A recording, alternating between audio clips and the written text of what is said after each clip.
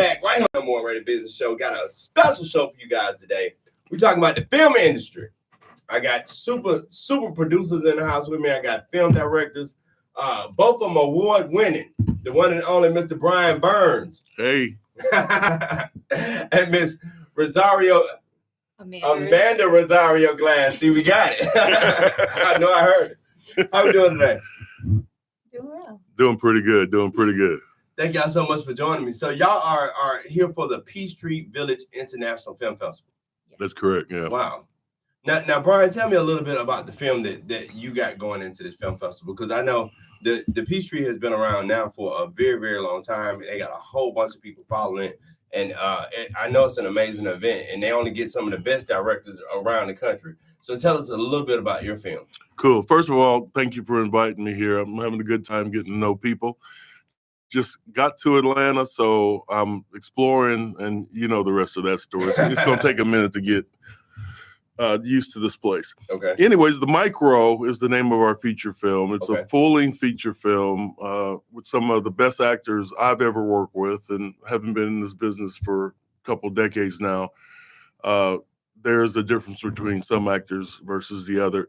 But The Micro examines police accountability versus personal responsibility. Wow. You know, a lot of times we want to put it all on the police, and we don't want to talk about what things we can do to make situations better. Okay. And so The Micro, in its essence,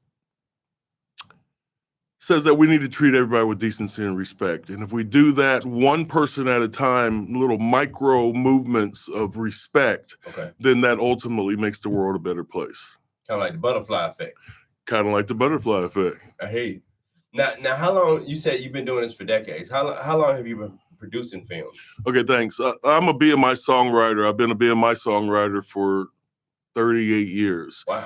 And I was a Mac pro and a graphic design guy for many years. So moving into film in about 2003 was a natural segue for me because I was quite familiar with all the Adobe products since their inception. So moving into Adobe Premiere and Final Cut Pro was a natural segue. And I was telling the young lady earlier, the reason I got into film to start with was because I was shooting a music video from one of my songs, and the director wanted so much money, I just looked over at my first AD and said, I'm gonna direct this one myself. So, Okay. and I built from there, did a whole lot of TV commercials in Austin, Texas, which is actually where I've just come from. I've been there 37 years, have raised all my children there. Wow.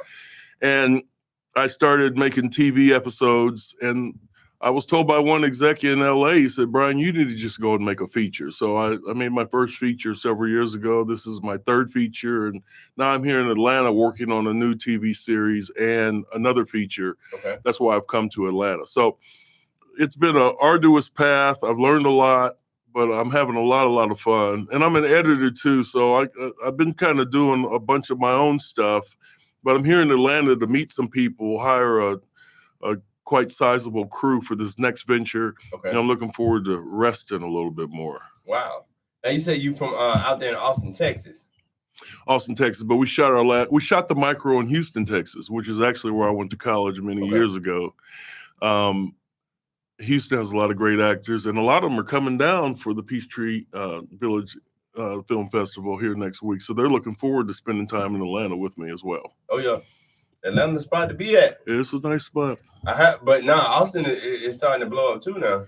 Austin, you know, has had a great moniker for being the Hollywood of Texas, and there's a lot of great things going on there. But to be very, very truthful, for a Black man or a person of color, obviously a place like Atlanta is going to be much better. But, you know, in the past several years, so many of us have flocked here that your gift has to make room for you, and the cream naturally comes to the top. So I'm not afraid to be here because I believe I'm gifted, and I'm so happy to be around so many of my people. But the most wonderful thing about it all is we're not shunned here as we are in other cities. Oh, yeah. And I'm not saying Austin shuns, but they have a whole different dispensation and mentality towards filmmakers of color. Oh, yeah. No, I've heard that, you know, all over the place. And I'm actually from Montgomery, Alabama. So I come from a place that, trust me, they shun Black folks. Just straight up. They ain't got no qualms about it. Now, I hear you. Did you always grow up wanting to be in film and TV? No, not at all. Didn't think about film and TV so much, but as I look back, hindsight's 2020. I realized that my whole upbringing and my interests were always geared to bringing me to this point.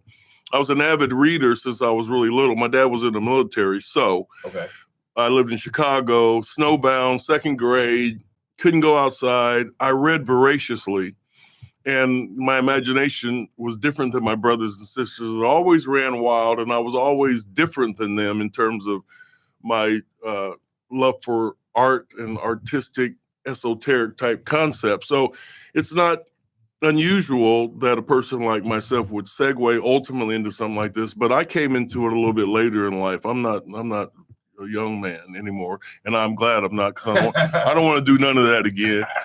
I did it twice and liked it both times, but I don't want to do it again.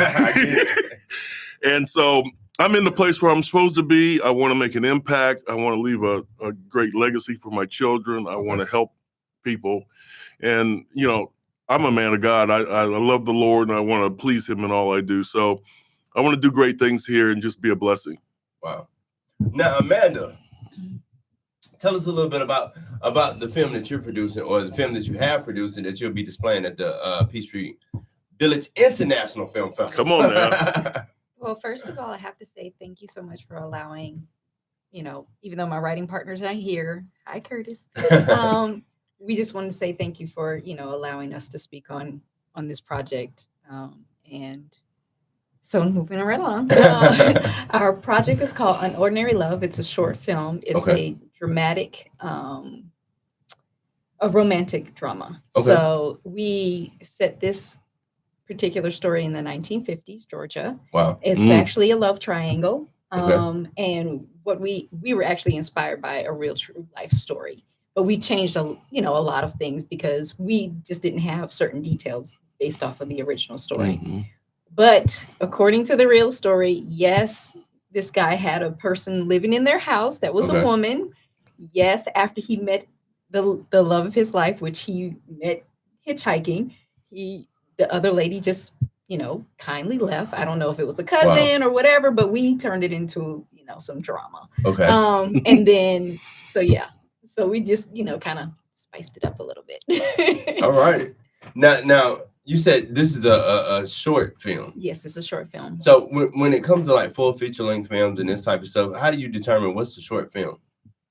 For us with this project, because we were filling in a lot of the gaps and it is inspired by a true story, we just didn't have a lot of meat on the bone. So what we did do is we put together what we wanted to put together, and then, of course, budgetary constraints.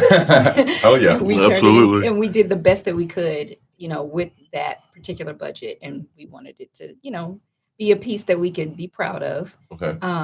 And something that, had high quality or a good, production value for what we did. So it's kind of like a calling card. What this is what we can do with this budget. If you give us a budget, then imagine what we can do with your money. All right. Beautiful. So if y'all give me a budget, I can write a whole story. Now, tell me this. What was your background growing up? Have you always wanted to be a filmmaker, or have you just always kind of been fascinated with like the TV and the whole production of Hollywood and this type of thing? Not necessarily. For me, I was always a storyteller. So even if I was, I'm sorry, Johnny, you're gonna hate me on this. That's my cousin. So even if he told me a story and he wanted to tell it to other people, I would jump right in and tell his entire story with all the feeling and action that he told me, and he'd be like, I was gonna tell that. But I've always been a storyteller. Anything, that gained or would actually entertain people, that's where I would be. So I think that's where this comes into play, is because I always like to tell stories, not necessarily untrue stories, but just to see, so you're not laughter. A liar. Right. Right. But I mean, I would always tell the truth on myself. Especially if I got in trouble, I'd be like, Mama, I did such and such. Because I would get a worse whipping if I lied. So I know that's right. That's right. So anyway, I just was a natural storyteller, and I would just, make up stories on my own. I would write all the time. I wrote poetry, all throughout school. I wrote in my journal since I was a little child. So writing was just my thing, and then storytelling was my thing. So we just kind of put it together. Wow. Now, what brought you to the Atlanta area for the Peachtree Film Festival? Is that you already in this area, or is it? I actually live here Okay. in Georgia, so I won't, drop no locations. I don't want y'all stalking me. But I live here in the surrounding area of Atlanta. Okay. Peachtree Village International Film Festival is a film festival I've watched over the years. Oh, yeah. And this is just Cool. our opportunity to kind of showcase our work. So Wow. I'm really happy that they, chose our film to be featured. Now let me Cool. pose a question to both you guys. What is it like when you sit down to really undertake producing an actual movie project? Because a lot of us have these show ideas and this type of stuff. Like me, I always wanted my own talk show. I guess I got it in a way. But what's, we here. I know, right? But like, what are some of the things that you have to start to think about and saying, hey, I want to produce a film, or do you start from just having a story? We'll start with you. No problem. I think that the greatest misconception people have when they're writing a film or starting to enter into the business is not moving line by line, precept by precept. And by that, I mean, we get right into writing, grab some actors and try to shoot the daggone thing when we haven't done the proper development. So Okay. the first, there's 4 or 5 sections to filmmaking, and sometimes we skip some of them, but we have to have development first. We have to create an outline for the movie, a 2 or 3 page synopsis of what the movie is going to be about.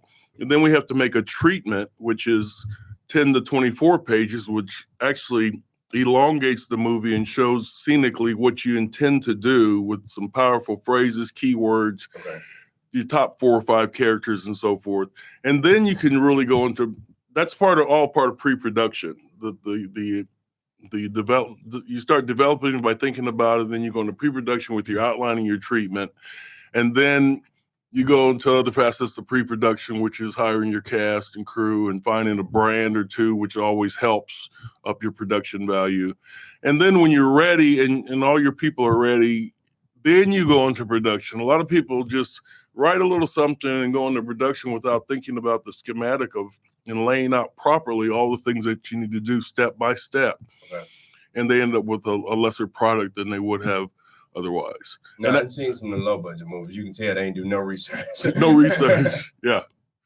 So, and then, after production, there's still more work to do because you have post-production, which takes a longer period of time than production actually, or, principal photography, which is production actually takes, because you got to cut it. You got to color correct it. Okay. You got to sound correct it. You've got to do pickup shots if you miss something. You've got to fix a bunch of stuff. You feel me?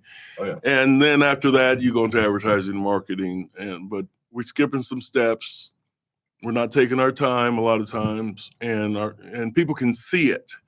And another thing people forget is it's not all about your camera and the shooting. If your sound's crappy, your movie's crappy. I don't care what you wrote. If people can't hear it, or if it's too high or too low, or your actors, every facet has to be paid attention to and given its proper period of time to mature before you actually go in there and shoot that thing. No, it's so true when you say stuff like that, because the simple fact, you can look at movies, it's the difference between looking at stuff like Lord of the Rings and Harry Potter versus what was that movie Master P came out with that time? Don't do that. Don't do it. But I'm just saying, you can tell it's like these people do the research, they go and really, really get into the history of this type of stuff. And then some folks just go out there and throw stuff together. Yeah. Now coming from your world, doing more of a romantic comedies or a romantic drama rather, that's more about just the conversation and the intimacy between two people. Is that something that you still have to take into account as you are putting your film together?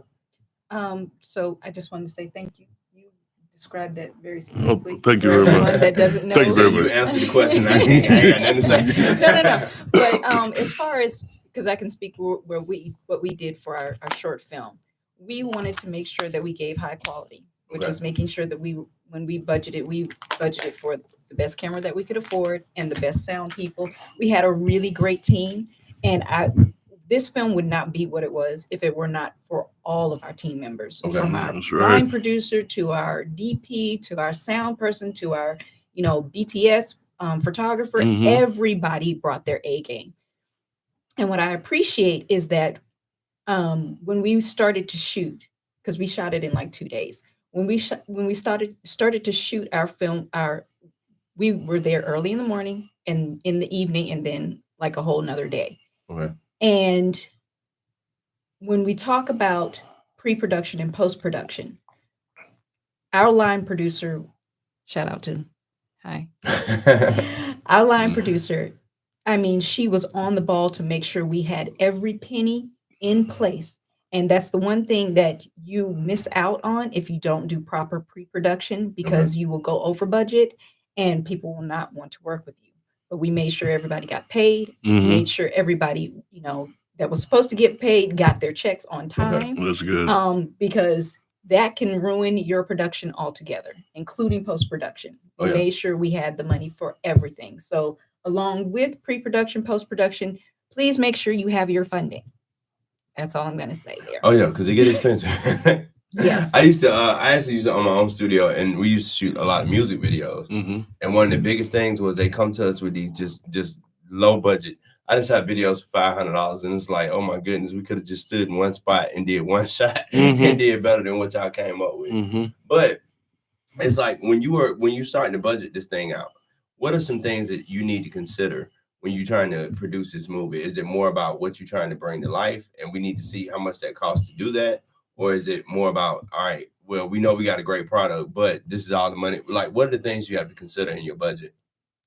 For myself, we considered both. So we made sure we kept in mind what we wanted to produce, and then also made sure what we knew that we could kind of throw in there to make sure that our cast and our crew were comfortable. Because the main thing is you don't want hungry people on your set. That will not go well. So you want to take care of your folks. Take care of your team, because they'll take care of you. Secondly, you spoke about people bringing $500 and saying, okay, give me this or give me that. What I find is that people that have and this is no shade, but I've noticed that people that don't have a comprehensive budget in mind, they ask for the world. Oh yeah. And it's in that is, we have to manage expectations. So when your money is not there, you need to manage your expectations and make sure you understand that this is how much money you brought me. This is all I can work with. So just. No, I love that you said, because a lot of times, especially I do a lot of business consulting and marketing and branding and this type of thing. And then one of the biggest things that I find, the people that you get the discounts to are always the worst customers.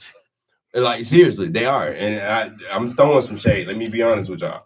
If you don't want to pay the full freight, go on somewhere. But what ends up happening, these people have no sense of value in this type of stuff. And like you say, they want the world, but you want to pay bill money, but you want Don Perignon, and we can't do it. It just can't be done. And like when you're young and this type of stuff, you want to try to, give people the world and this type of stuff and over promise. And you a lot of times end up underproducing because you just don't have the budget for it. So that's so important that you bring it out. Now when we start talking about quality and this type of thing, back when I had my studio, I know we were shooting with black magic cameras. And just because of that, that's why everybody came to us, because we had to look like nobody else. Right. How important is that to make sure that you got the right camera? Because I know it got to a point the red became the thing. Right. I swear by red. $1,000. I swear by red. I ain't but everybody can't lie. afford that $6,000 camera. I think in today's market, things are changing so fast. There's a couple of things we have to keep in mind. First of all, I did a lot of coaching in Austin and in Houston, and I encourage filmmakers, stop shooting in 2K. That's a wrap. It's over with. If you're reaching for the sky, you can't shoot in 2K because people can't even show it anymore. I encourage people to follow at least Netflix guidelines, because a lot of us want to be on Netflix or something like it. And you have to shoot with a Panasonic S1 or greater to be on Netflix. Now, some of the Blackmagic cameras are perfectly fine. I shot my first film on a red camera, and what an awesome piece of machinery that was. But it takes a lot of hard drive space. We had 12 terabyte hard drives to put all red footage. So there are other cameras that have less of a footprint and that gives almost or the same quality as the red, but it's very important that you at least shoot in 4K at the very least. Now we're moving to 6 and 8, obviously, but you have to come under the minimum guidelines of what Netflix wants, or they can't even consider your film. Okay. So we have to keep that in mind. Back real quick to what you guys were talking about before, just a quick thing I want to say is, if you don't have the money to do your project, just wait. It'll stew and mature anyways. You'll probably come up with some new ideas and get some more money together. Wow. And then it's important. Sometimes you have to lessen your team, but in that group of 7 people, have versatile people who can do more than one thing. Okay. You guys can come together as a team and create a family and make this thing happen, but you might have to wear 2 or 3 hats for your first 2 or 3 ventures until you get some other things together and you can branch out and add more people to your mix. But the main thing is, if you don't have the money, you can, but you know it's coming, you can start development and start moving forward a little bit, but don't get into something that you can't handle, and daggone it, pay your people. A lot of people are running. I have actors, when some of my actors got their check from me and they're like, Mr. Burns, you're the first guy who ever paid me. Wow. Or I didn't think I'd get this much, you know, because some people are still waiting for money on stuff they did 2, 3, 4 years ago. It's not right. It's going to sully your name, and it's going to catch up with you in a quick minute or 2. Yeah, it's definitely, it's time to stop doing stuff on the hookup, like for real. Can't nobody live like that. No. Everybody got to eat. We're talking about budgets and this type of stuff and talking about the money. As a filmmaker and a creative person, how do you raise this money? Like, how do you get the money to do these films? Well, sir? Yeah, sure. I'm glad we did a short. so just starting there, but we actually funded that ourselves.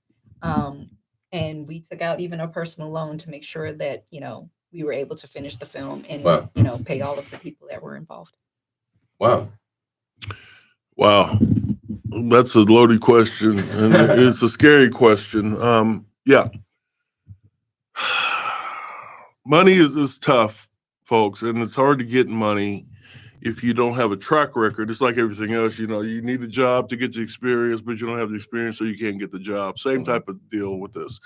So I would advise people who are starting out particularly to take your time, raise the money, save some of your money, go to your family and friends, because if your family and friends won't help you do a project, then what makes you think somebody else will? Okay. That is a good note. So if your mom, dad, uncles, cousins, best friends, people you drank with, sleep with, be with, if they don't believe in you, then it's going to be hard perhaps to find someone else who does. So, and that might tell you a little bit of something about your work or whether or not you need to be in this industry to start with.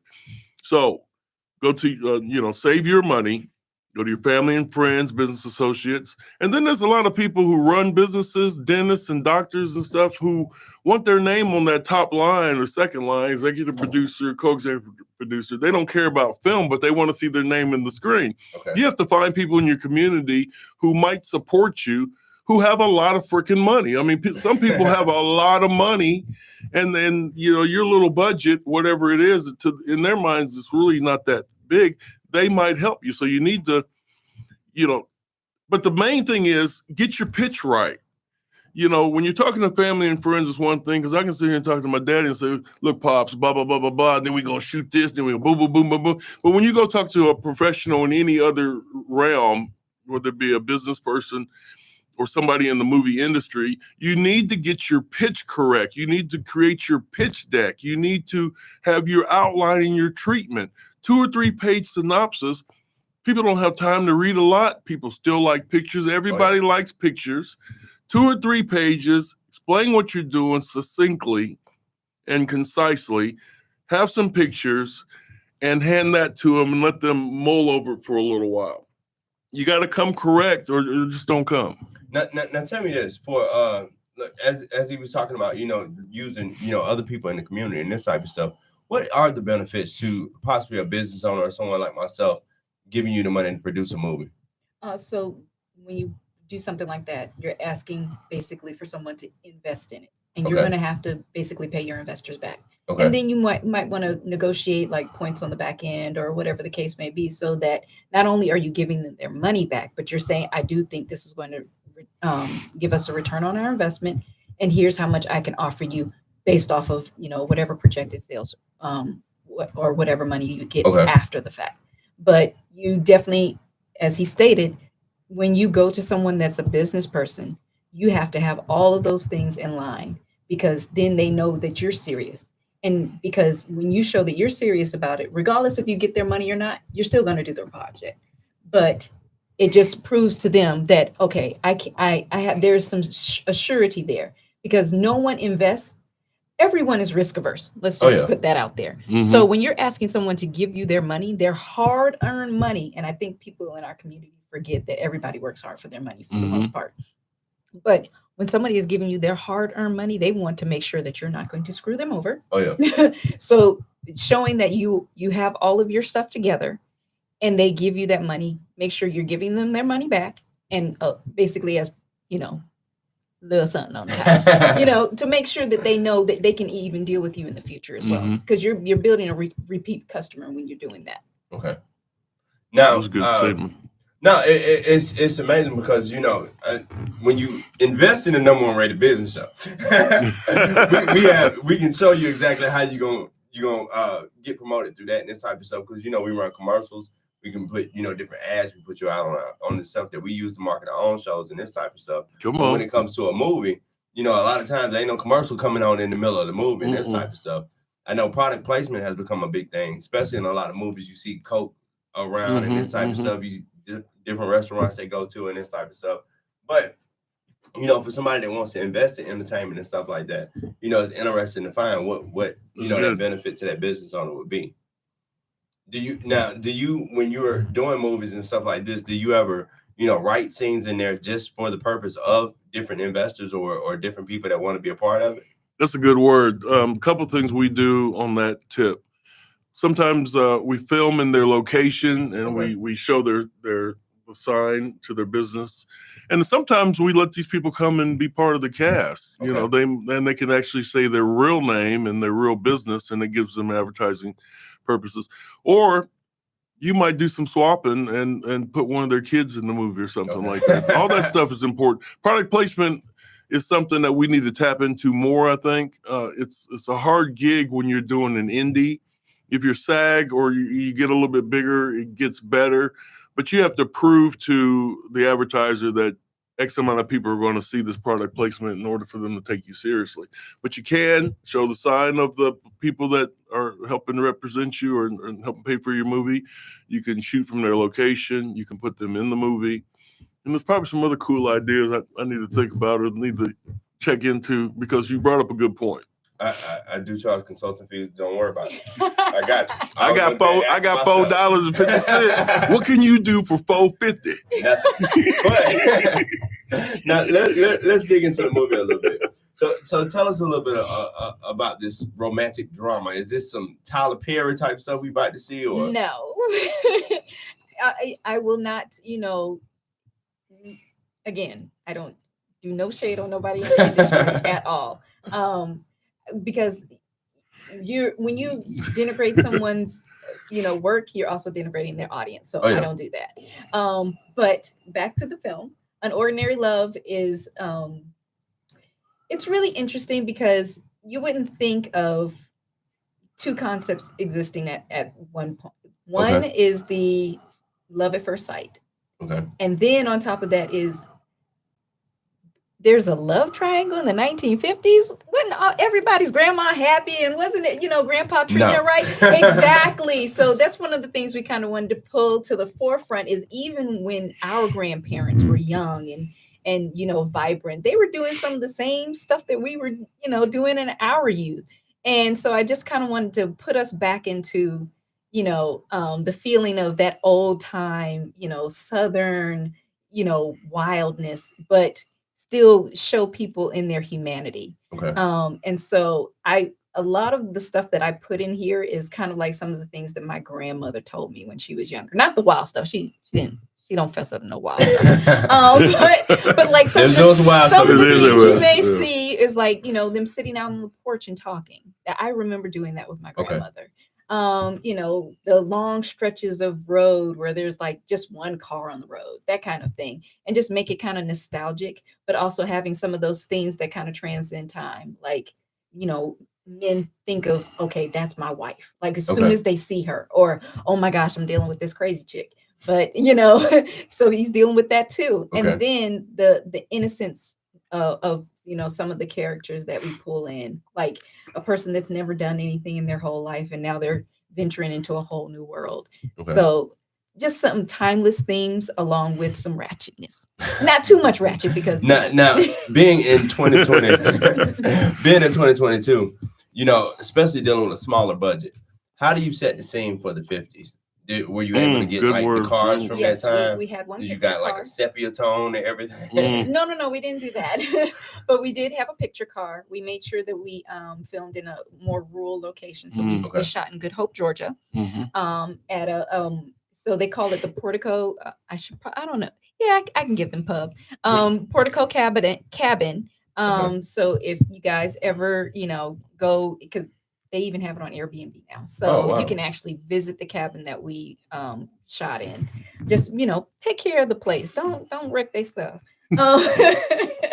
But so just that kind of the ruralness, the 1950s car, some stuff like that kind of give you the date and the time that we're dealing with. So, and just kind of bring you into that and let you escape today and go back in the past.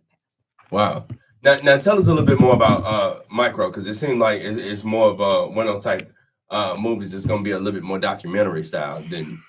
No, not actually. So the Micro is a ride, man. Okay. It's a ride. It's a full length movie plus. Okay. My first feature film was about 5 boys. This is called Little Maine and the Knuckleheads. It's about 5 boys who grew up in the hood. They didn't sell drugs, but they couldn't play basketball. They were just knuckleheads. So it was kind of goofy. Okay. Second film was about an old white lady who befriends a young black lady, and they have a similar problem, and they become best friends. Okay. But the Micro is a ride. There's there's violence, there's love, there's prophetic warnings. There's white cops who are very good friends with black cops. Okay. There are white cops who are not good friends with anybody. There were hood rats whose mama tried to smother them with a pillow when they was little because she was a crackhead. Wow. He hates her, but he loves her. We've got a lot of complexities in the Micro, and we tried to ultimately weave all these things together to one non-synchronistic ending, which will probably shock some people. The first time we played the Micro in Houston, we packed out this very, very nice large theater. Man, was surprised we packed it out. At the end, the audience clapped because of a certain event that happened with the police in the Micro. It was a mostly black audience. But the Micro is a ride. It'll make you think. It'll entertain you, we hope. And it showcases some absolutely wonderful actors who worked with Tyler Perry, for instance, way back in the plays. We have some lead actors in the Micro who were Tyler Perry's lead actors before he started making motion pictures. So, and my first AD's good friends with him to this day. So the Micro's worth seeing. It's a ride. It's about police, but it's not quite what you think. Okay. And we invite everybody to come out and check it out. Wow. Now you said it's actual gun violence. I've had some of this. I've done some music videos, some gangsters before, and we didn't have the guns in play and this type of stuff. How do you play that off? Is that something that you have to get a permit for? That's good. Is that something that you got to make sure that you got licensed professionals walking around, monitoring, the guns and this type of stuff? How do you play that off in the movie? It's a great question, especially in light of what's happened in the past couple of years. Armory tech you need if you're dealing with guns, real guns. We didn't deal with real guns. Okay. We deal with very, very good fake guns. Okay. No bullets, no checking for bullets because it's cap gun. But the replicas are excellent if you pay for them. Okay. Our gun violence wasn't gratuitous, and the scenes where we showed that type of thing, it was completely necessary. Okay. And it adds to the production value of the movie. Not gratuitous, didn't need an armorer, use fake guns. I'd recommend everybody go that way so there's no more accidental oops and I did it again, somebody gets shot. No, I'm with you. Like I said, I had a $500 budget. Come on. And it was gangster music, right? And they was like, man, we want to show some guns. And everybody went to the car to get a gun. They went, no. It was way too many folks. Yeah. Oh, no, man. That's a bad move. But so when you when you shoot these films, That must have been funny. Did you tape that? Because I want to see that. No, we got that. I got the whole video. Like for real, we got it done. And they walk around with real guns. I promise you. But don't tell nobody. Did they the clips before they brought them in? That was the thing that was And killing me the about one it. It in was the like, chamber. They all loaded, right? And I'm like, can y'all please unload the guns before y'all walk around? And the one in the chamber. One of them pulled out an AK. It was Come on, man. Oh my goodness, it was a different time. Luckily, we in Georgia, everybody got guns. But shooting these movies with a purpose and trying to bring a message forth. You know, how do you do that? And I know a lot of it is kind of like acting and dialogue and this type of stuff. But as you're writing these scripts and deciding, look, this is what I want this audience to. This is the impact I want this to have on the audience. What is that focus, or where do you start from? Let's go with you.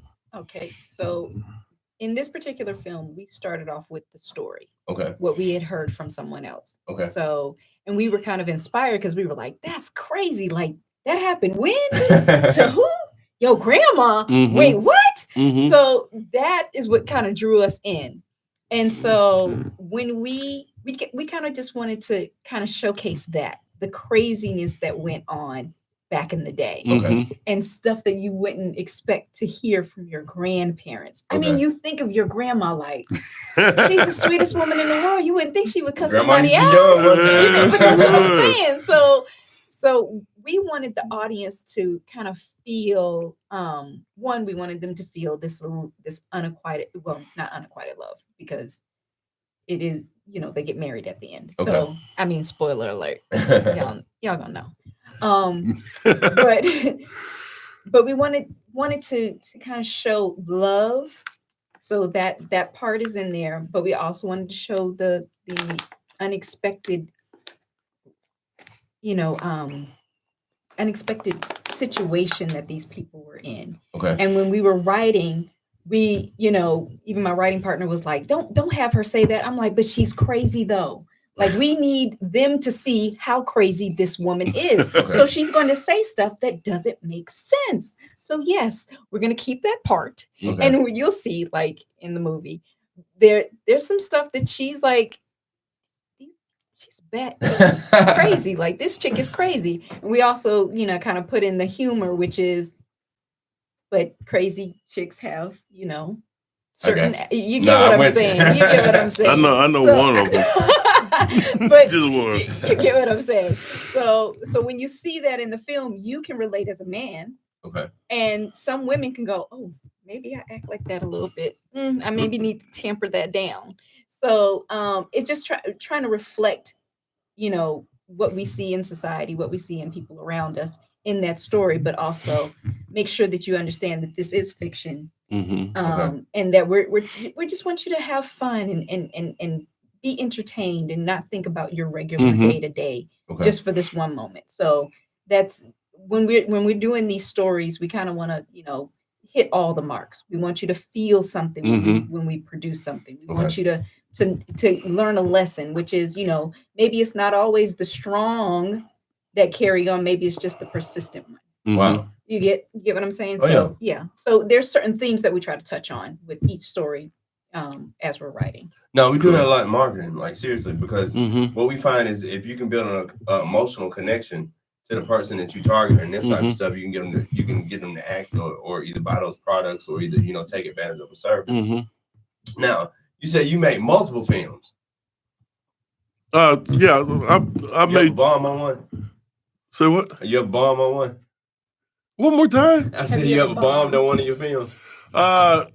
Not in my mind. But no, seriously, it's like I never dated an ugly woman in my mind. No, not bombed, but coming in that first feature, not knowing all the things I know now, it's always that hindsight thing. I would have done this different and would have done this different. The reason why I'm coaching and trying to educate people on doing the pre-production part properly is I filmed 10 extra scenes in the first feature that never got used. They were off the chain, but see, as a writer, a lot of times we just are so in love with our stuff. We want it all to be on there. But next thing you know, your movie's 4 hours long, right? Yeah. So you got to cut it. So you spent all that extra money, all that time on set, all those lights, camera, action, actors, you paid all the extra money, you can't even use it. So you have to be careful, and that's why I say take your time, do it line on line, precept on precept. But to answer your last question about what in the movie do we use to kind of draw people, one thing I think is a forgotten art is silence. Okay. Mm-hmm.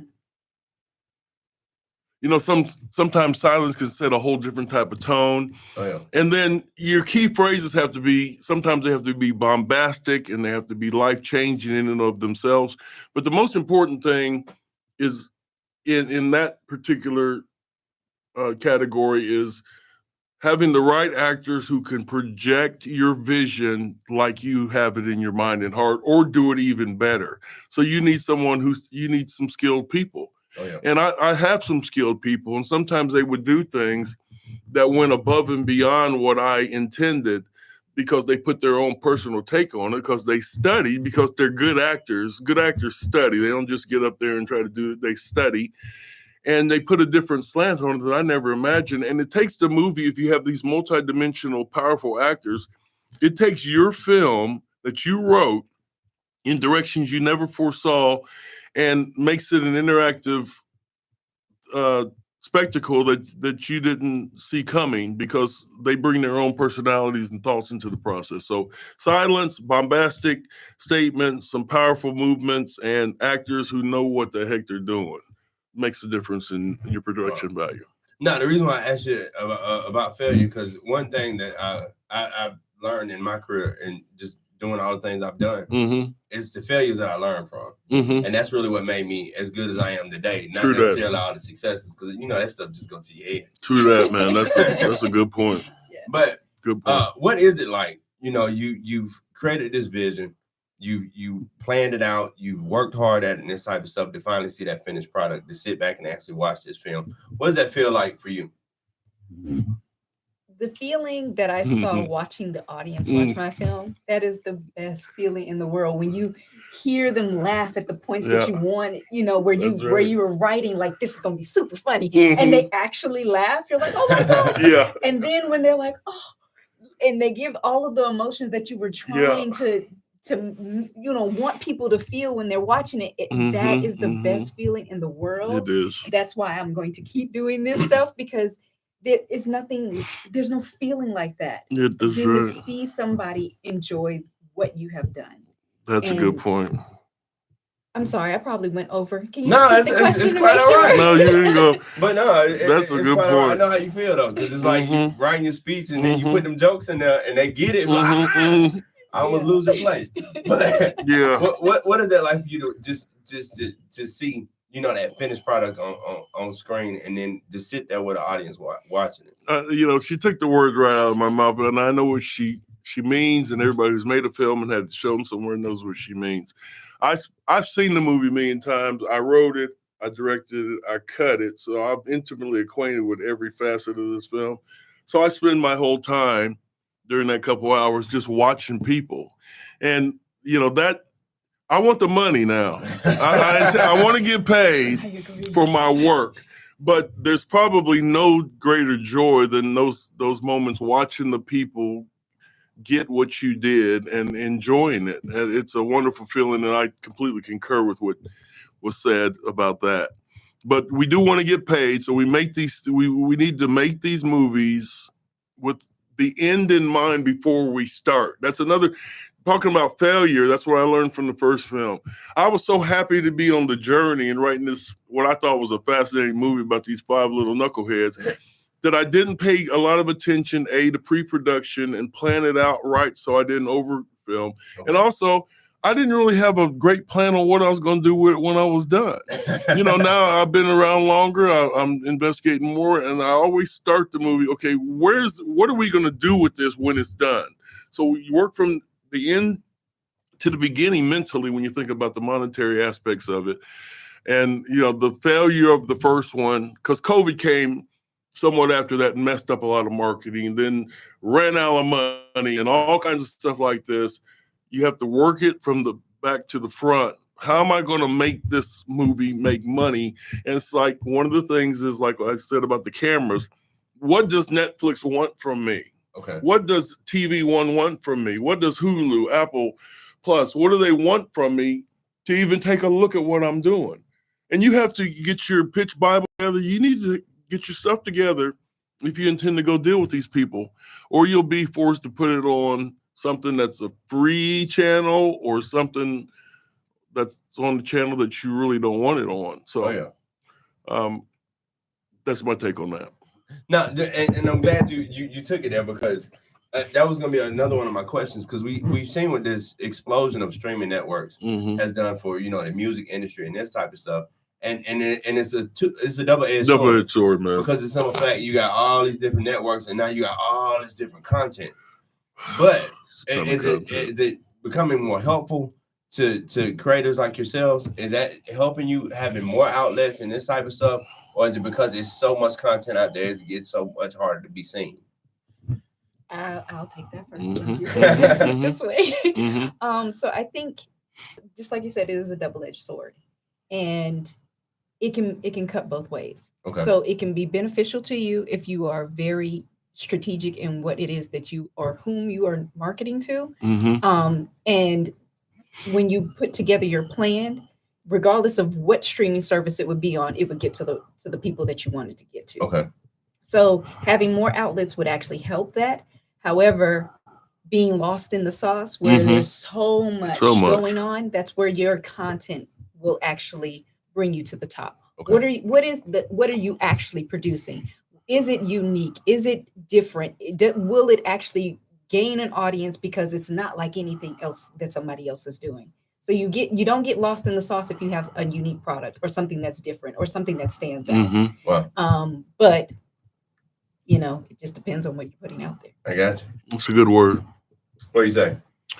Yeah, I agree with what she said. I think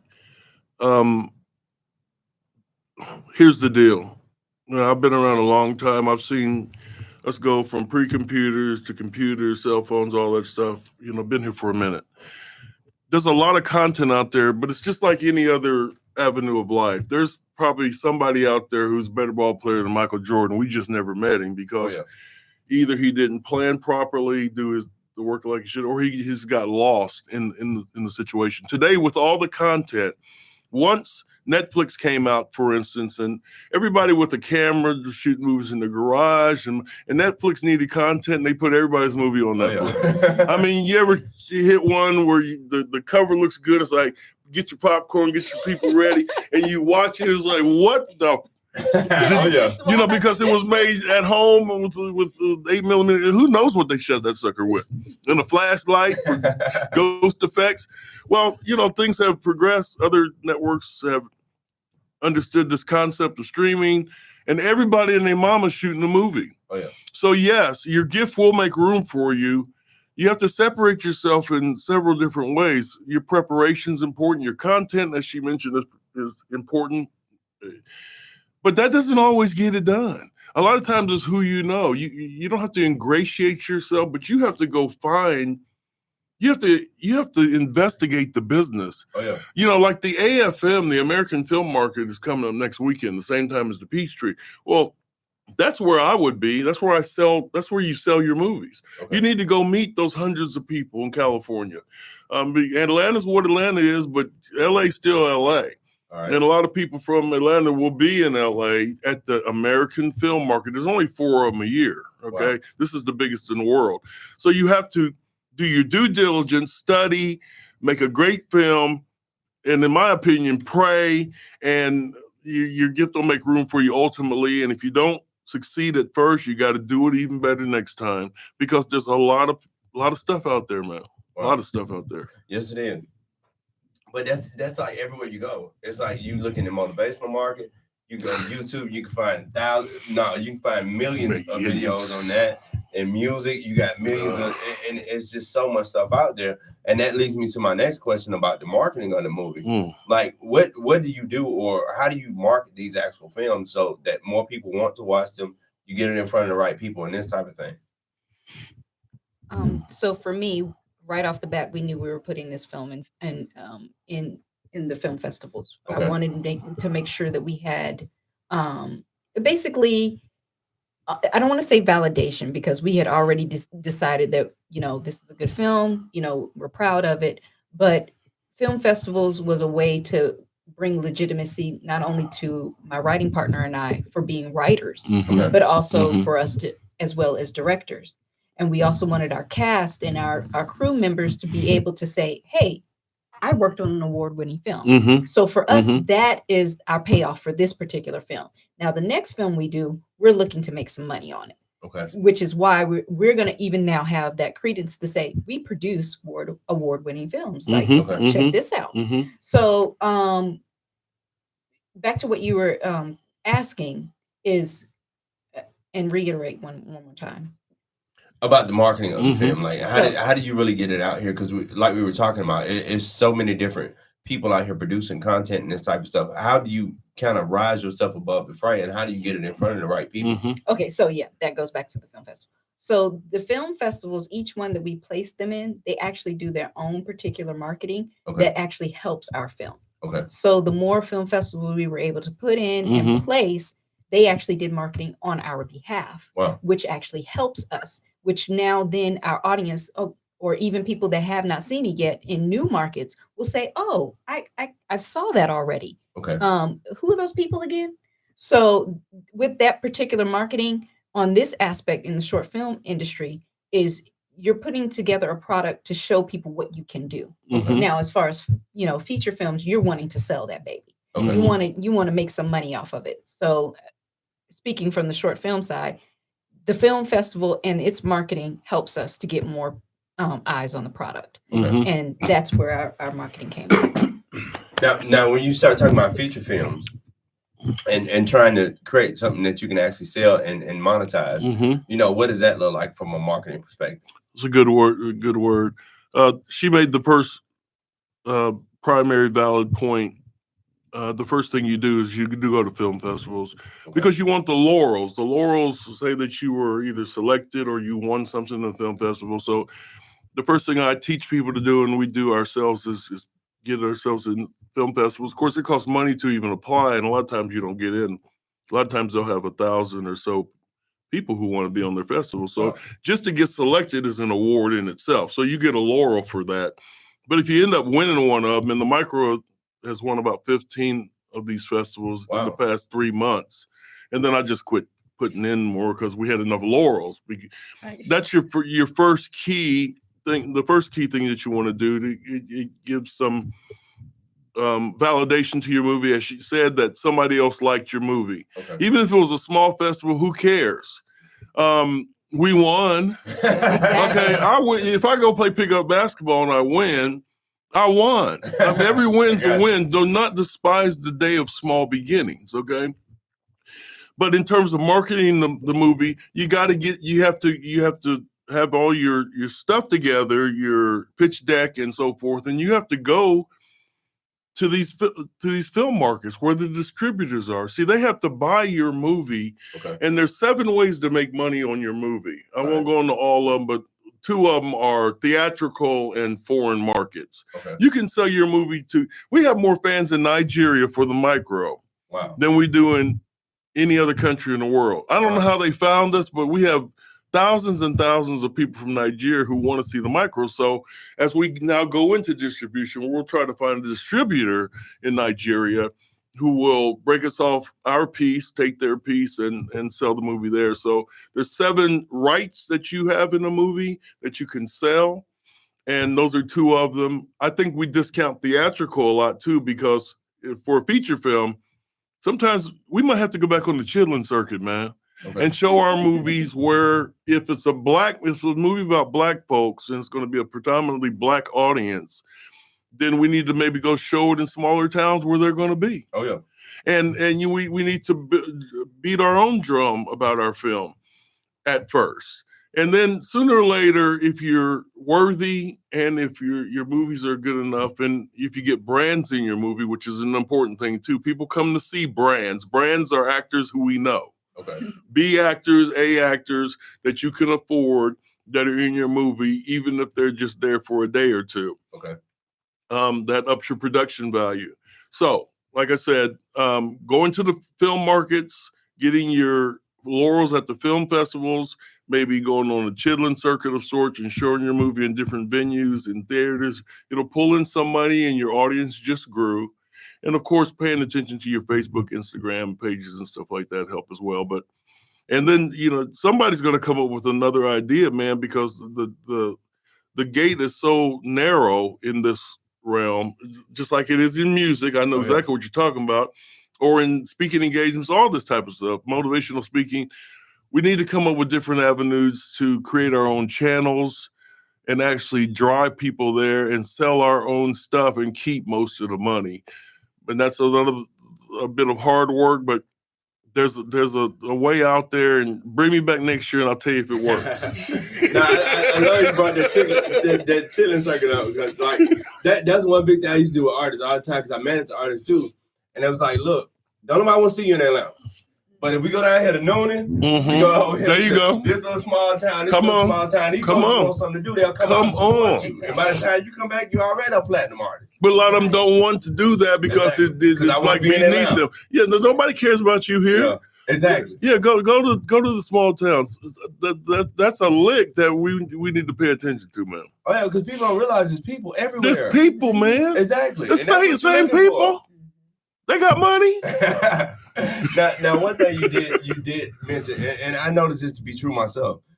You said having brands in your movie and this type of stuff, and having some of these bigger name actors, because folks will go, I don't care what Denzel act in, you gonna go see it because it's Denzel. Oh yes, because you're gonna show out. Yeah, but so is it more important to have a good movie and a good story, or is it more important to have the right people to be a part of it? I'll go with you first. Yeah, go ahead. Go for it. So for me, we were able to pull in some amazing talent, and these people here in Atlanta, I've taken classes with some of them. They are just simply phenomenal, and they're underrated because no one ever got to see them work. So in this particular project, I wanted people to see the untapped aspect of Atlanta. Yes, we were able to get a SAG artist to come through. Thank you so much. But we also wanted to showcase people that aren't normally seen, and they're phenomenal, and that carried the story. So they fit into the story. Good story, good writing, and good acting. Now, had we probably been able to afford Denzel? Do you think I would do it? Yes. Oh, yes. Yes, I would. But I'm just letting you know, if you don't have the type of budget for that, go with people that are best for your story, that will bring your story to life, that will give it that oomph that it needs for people to get lost in the imagination of your story. So good word. Yeah, brands are nice. Brands are very expensive. These people have worked hard. They deserve their money. But I, as an indie film producer who's, segueing now into making a complete SAG-AFTRA film, I know that the greatest actors in the world, we haven't quite seen them yet. And I believe myself to be an actor's producer. I look for good talent. I've got a couple people that I met here in Atlanta. I've had 2 auditions in Atlanta and met a couple actors that in my heart, I feel that they're going to be famous in a minute, and I want to be there with them and help them along on their journey. So yes, brands are good. Brands are needed. They're equally as important as production value in this, who's in the movie environment that we're in around the world. But if you find somebody who's a little bit rough and you can train them properly, and their gift will make room for them. Their power will come forward, and they might be a brand in a minute. Maybe you're the one who's going to help introduce new brands to the world. So I believe in this next thing that we're doing. I think that we're going to pay the money and have a couple brands in it. But I really and truly, I'm looking for that 22-year-old young lady who has that thing. I call it the intangible funk. Is that thing that you can't measure or gauge, but it's there. You know what I'm saying? It's in music. It's not the voice in music a lot of times, even though that's important.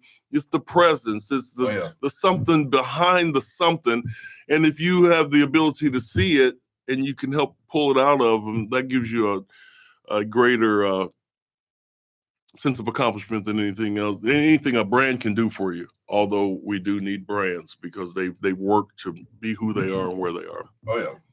Now, lastly, as we start to come to a close, I noticed both of y'all mentioned this, having these SAG actors, and with Atlanta becoming the new Black Hollywood, as they call it. And one big thing that's happening is these kids here, or these young folks that's acting and this type of stuff, they just want to be seen so bad, and they don't realize how bad they getting screwed by not being a part of a union, not having the proper paperwork and this type of stuff. Explain to folks just very briefly, what does that mean to be a part of these unions and this type of stuff? Because they don't realize you getting a check one time, but you could be getting a check for a lifetime. So just explain just quickly the importance of that. We'll start here. Sure. So we only were able to get one SAG actor on this particular project. However, what I have gleaned is that if you're a serious actor and this is your career, you're going to want to eventually become unionized, because your whole career is not going to be here in Atlanta. You're going to travel, you're going to do things, and you're going to need to make sure that you're protected in the long run. So the union will help that the union will help you in that venture. If you are, and this is not for anybody that oh, I am a serious actor, but I don't want to be in the union, then you can go that route as well. It may be a little bit more difficult when you want a pension or retirement and you're older. But you just have to weigh your options in the way that you want to navigate your career. So if you're wanting to do this full time, all the time, this is all you're ever going to do, you may want to be, join the union. Yeah, I have something to say that's in this topic, and it's very rarely talked about. It's very important. Now, I just got here. I've had 2 auditions in Atlanta, and as a producer, I have cast thousands of people in film and TV commercials and so forth and so on. I come to Atlanta. A lot of actors here. A lot of people came out. Let me tell you about this union thing, but first by saying this: get your headshots, get your stuff in proper order. Read up on the internet how to make a proper headshot. Walk in with your headshot or send your headshot properly. And on the back of the headshot should have your name and your email address and the things that you've been in before. Study your craft. So I'm saying this as a preface to talking about unions, because if you can't do this little stuff, forget about the union, forget about SAG, forget about a daggone future. Do stuff right. A lot of actors I talk to, where's your headshot? We didn't get it online and you didn't bring it. What's a headshot? What's a headshot? Wow. Okay, you need to go You do not study need to be acting if study you're but see, you might be talking to Denzel, so you have to love these folks and you have to care for them. I try to educate the young people and tell them, okay, look, man, this is what you need to do. But I try to give time and tell the young men and women, or the old ones too, because I've had some people who I just retired and I want to be in the movies. I decided that's what I'm going to do next. Well, if you want to do that, that's fine. A lot of actors have started late. Get your stuff in order first. And now we're talking about the unions. Yes, ultimately you want to be in the unions, but you can't just join SAG. You have to do some things first. So that's why I'm saying line by line, precept by precept, do your stuff right, get your headshots, understand the craft and how it works, and get yourself out there on a few things. And then when the time comes and you have enough credits to be SAG eligible, having saved the money to pay for SAG entrance fees, okay? You have dues. Because it costs some money. Everything costs money, y'all. You know this. It costs money to be a movie star. You look at these people on TV thinking this and that. You don't know about the decade they went through, or the 2 decades before anybody ever knew their name. Honing your craft is important in every realm of human endeavor. Hone your craft along the way and do things in order, or you probably ain't going to you're not going to make it, or if you do make it, you'll be a flash and you'll be out of the game, because it takes growing maturity to stay in a craft or in a game for decades and decades and decades. You might have that one hit in music. How many times we say, we ain't heard so make a song in 20 years, because that's all they had. They weren't ready. Somebody took them out the game because they weren't prepared to run the long race. Wow. That Now- is facts. Now, both of you guys are going to be at the Peachtree Film Festival. How can folks support you guys, and how can folks connect with you and everything? So one way you can support us is either going to watch, it's jaro.com. You can actually find our film there if you're not going to be able to come to the Peachtree Village International Film Festival. And another way is I actually have the links on my Linktree. So if you want to go to Linktree/Amanda Rosario Glass, you can look at the link, you can click on it, you can watch the movie, or you can even purchase tickets to Peachtree Village International Film Festival. And my IG is at MS Amanda Rosario. Right. Now, how can somebody support you in the micro? Thank you. Same thing. You can go to Facebook and type in The Micro. You'll see our movie pop up, and there's a link there where you can buy a $10 ticket. That's what all of our films cost to watch. And come on out to the Peachtree International Film Festival and watch our movie and watch some other movies, as well as buy tickets for the award gala, which happens on Sunday. I'm sure Athena and Reed will be happy that we throw this out there, that the award gala is Sunday. There'll be a lot of stars there, and a lot of cast members from a lot of movies from around the world. Besides that, you can just friend us on Facebook under The Micro and keep up with what we're doing, or you can check us out under BACA Media Group, BACKA Media Group on Facebook, IG, and all the rest. All right. Well, once again, I'll be there. I'm supposed to be VIP. We're gonna see. Come on. But now, special thanks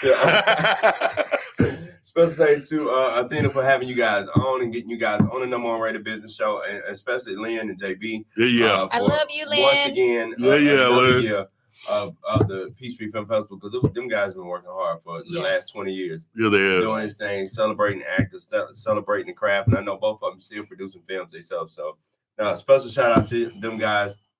And once again, y'all got my vote. I'm gonna be there. Come on now. Come I on. don't know about them other three that was supposed to show up. Don't call me there. But no, thank y'all so much for coming in today. Appreciate it. Before you get out of here, though, just because we in such this big world of content creation and all this type of stuff, tell me just a couple tips for young content creators, stuff that they can do to help, become like you guys and start really getting out there doing their thing. My biggest, because I don't like to try to say like I'm giving you advice. It's a suggestion. So my biggest suggestion is try. If you fail, that's cool. You're gonna learn something from that failure. But just try. Do something. Don't sit and wait for somebody to try to give you something. Do something on your own and see what happens. Learn. Right.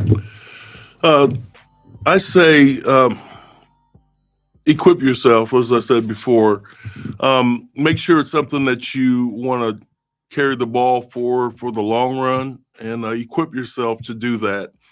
And if you believe in yourself and you feel like God's called you to that purpose, then you should go for it with all your heart. That's all I have to say about that.